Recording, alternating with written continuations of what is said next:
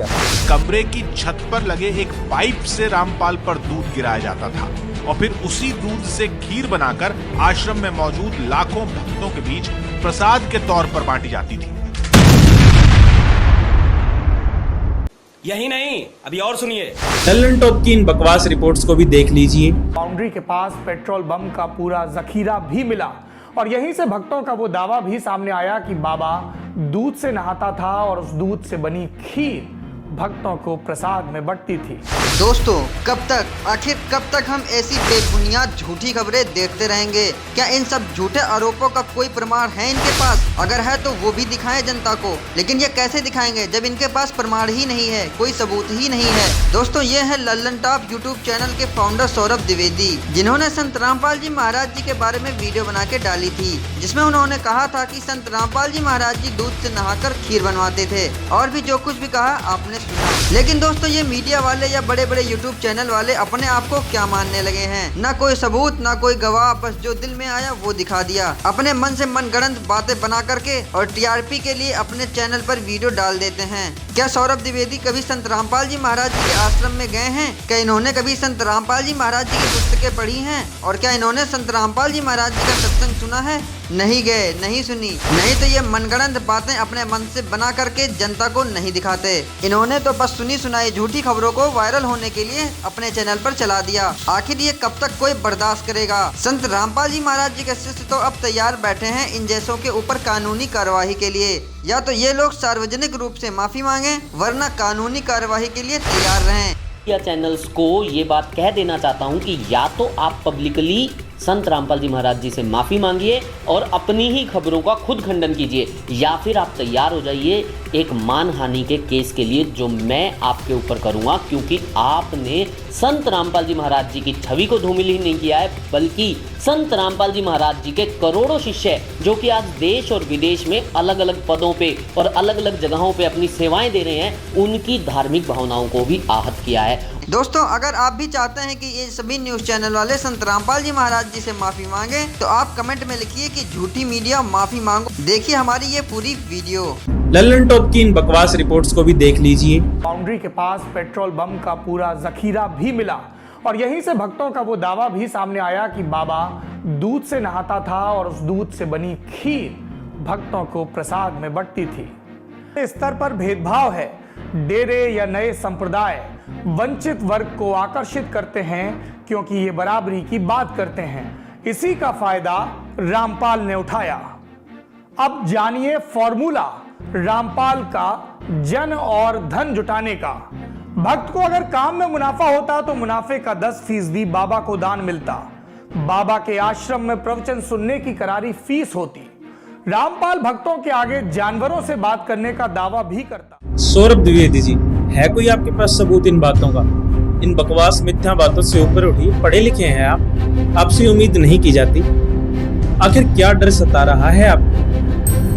क्या आपने कभी संत रामपाल जी की किसी अनुयायी का इंटरव्यू लिया जिसने दहेज मुक्त शादी की हो?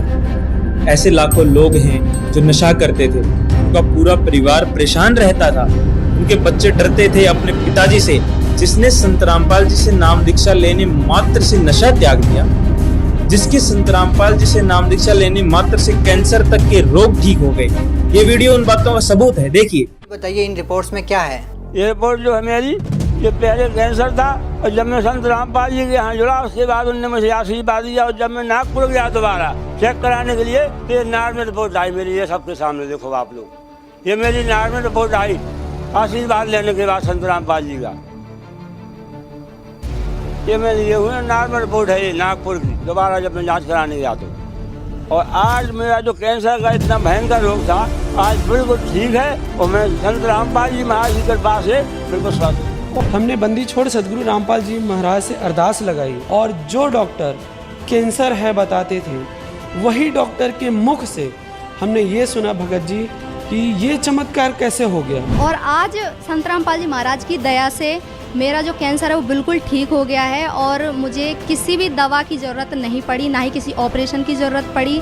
संत रामपाल जी की शरण में जब मैं पहुंचा, मेरे दर्द में राहत मिली और दर्द में राहत मिलने का धीरे धीरे उस गांठ का पता ही नहीं कि वो गांठ कैसे घुलती चली गई। पड़ोसी भी कहने लगे कि देखो कैंसर सबको खाता है, ये बंदा कैंसर को भी खा गया। 4 महीने के अंदर मेरे बेटी की जो तकलीफ थी वो बिना गोली, बिना इंजेक्शन, बिना ऑपरेशन की। संत रामपाल जी महाराज जी की दया से वो बिल्कुल ठीक हो गए, वरना डॉक्टरों ने तो मना कर दिया था कि जयपुर वालों ने कि ये नहीं बचने वाली है, रास्ते में खत्म हो जाएंगे, आप इनका इलाज करवाओ या ना करवाओ, कोई फायदा नहीं है। और आप लोग क्या बकवास करते हैं कि संत रामपाल जी महाराज हिंदू विरोधी हैं? अरे उनके तो सारे नियम ऐसे हैं जो एक सनातनी व्यक्ति का जीवन आधार होता है। खैर आपको हो गई है झूठ बोलने और सुनने की आदत, लेकिन हम भी आपको यकीन दिलाकर छोड़ेंगे कि असल में संत रामपाल जी महाराज ही सच्चे सनातनी संत हैं। संत रामपाल जी का एक नारा है, जीव हमारी जाति है, मानव धर्म हमारा, हिंदू मुस्लिम सिख ईसाई धर्म नहीं कोई न्यारा। आपके साथ दिक्कत ये है कि अगर आप भी ऐसी विचारधारा रखोगे तो आपका ये हिंदू मुस्लिम लव जिहाद बुलडोजर ये सब एजेंडे कैसे चलेंगे। इसलिए कह रहा हूँ कि आप उनके एक भी नियम पर नहीं चल सकते, तो उनके खिलाफ बोलना बिल्कुल ही बंद कर दें या फिर उनके सत्संगों को सुने। दर्शकों, अब आपको वो केस दिखाते हैं जो संत रामपाल जी महाराज पर हुए और उनकी अभी की स्थिति क्या है। मुकदमा नंबर 426 सरकारी काम में बाधा डालना, केस बरी हो गया है हिसार कोर्ट से। मुकदमा नंबर 428 देशद्रोह का मुकदमा जो अभी लंबित है हिसार जिला कोर्ट से। मुकदमा नंबर 446 जमीन विवाद का मुकदमा जो रोहतक कोर्ट से बरी हो चुका है। मुकदमा नंबर 198 हत्या का आरोप जो कि रोहतक कोर्ट से बरी हो चुका है 2006 में जो मुकदमा हुआ था। लेकिन हमारी मीडिया को इस सच से कोई मतलब नहीं। मीडिया बस कहता है कि संत रामपाल जी महाराज दूध से नहाते थे। मतलब कल को कोई भी उठकर कह देगा कि नरेंद्र मोदी जी चीनी की चाशनी में नहाते हैं, फला टीवी एंकर गन्ने के जूस से नहाता है। अब कहने को तो कोई कुछ भी कह दे, किसी की जीभ तो नहीं पकड़ी जा सकती, लेकिन रहेगी तो ये बकवास ही ना। इन सब बातों से ऊपर आपको उठना पड़ेगा और जनता को सच दिखाना पड़ेगा। अब इन सारे फेक एलिगेशंस को जनता समझ चुकी है, सच ऊपर आकर ही रहेगा। वाणी कहती है, चोर चुरावे तुमड़ी गाड्डे पानी में, वो गाड्डे वा ऊपर आवे नु सच्चाई छानी ना। मतलब मीडिया दावा करता है कि भारत विश्वगुरु बन रहा है, लेकिन फिलहाल की स्थिति आपने आपकी स्क्रीन पर देखी। लेकिन मैं ये जरूर कहूंगा कि अगर वस्त्रहीन मीडिया वस्त्र पहन ले तो हिंदुस्तान जरूर विश्वगुरु बनेगा।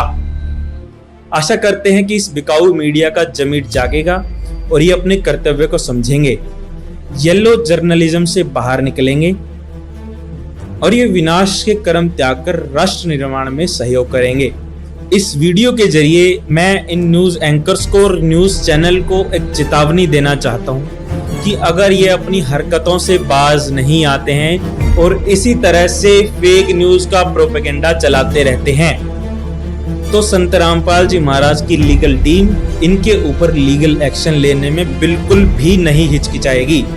तो ये इस वीडियो के माध्यम से इन लोगों के लिए और इन चैनल्स के लिए एक वार्निंग है कि अपनी हरकतों से बाज आइए और संत रामपाल जी महाराज के बारे में उल्ट सुल्ट बोलने से पहले 36 बार सोचिए, नहीं तो संत रामपाल जी महाराज की लीगल टीम आपके ऊपर लीगल एक्शन लेने में कतई संकोच नहीं करेगी। तो दोस्तों आइए आपको दिखाते हैं कि संत रामपाल जी महाराज जी से नाम दीक्षा लेने के बाद सद्भक्ति करने से जो लोगों को लाभ मिले, आखिर उनके क्या विचार हैं, आइए जानते हैं। ये थी सर की ब्लड ट्यूब में मेरे को एक प्रकार का पस आ गया था और इन्फेक्शन हो गया था। उस इन्फेक्शन को डॉक्टर लोग वो कह रहे थे कि इसमें आपको ऑपरेशन करना पड़ेगा। आश्रम पहुंचने में परमात्मा का नामदान लिया और जो उन्होंने मुझे उपदेश दिया, उस उपदेश देने के बाद उन्होंने आशीर्वाद दिया। आशीर्वाद देने के बाद तत्क्षण में मेरा ये रोग वहीं के वहीं दर्द बिल्कुल ठीक हो गया। डॉक्टर ने बोला वो ट्रीटमेंट की और मेरा जो रिजल्ट आया, मेरा जो रिपोर्ट आया, तो आप लोग हैरान हो जाओगे। मुझे कैंसर था। जब मुझे लगा कि अभी मेरी लाइफ थोड़ी है, ज़्यादा लाइफ नहीं है, मेरी पैरों के नीचे की जमीन खिसक गई कि मैं भी क्या करूँगी। मुझे लगा मैं तो ठीक है और मेरे परमात्मा ने, गुरु जी ने, संत रामपाल जी महाराज ने इतना प्रार्थना हमने लगाने के बाद उनका ये आया, मतलब उनका मैसेज आया कि बेटा परमात्मा आपको दया करेंगे, आपके संत रामपाल जी महाराज आपके ऊपर दया करेंगे। और फिर हमने मेडिकल रिपोर्ट पाया शाम को, तो उसमें लिखा था कि मुझे सिर्फ ओनली वायरल इन्फेक्शन है। फिर से यकीन नहीं कर पाऊंगी कि फिर से संत रामपाल जी महाराज ने इतनी दया करी कि वो जो टाइफाइड था और जो खांसी थी, मैंने बिल्कुल भी कोई मेडिसिन नहीं लिया, उसके बाद में कुछ भी नहीं, वो दूसरे दिन से ठीक होना स्टार्ट हो गया था। पथरी की रिपोर्ट है सर जी,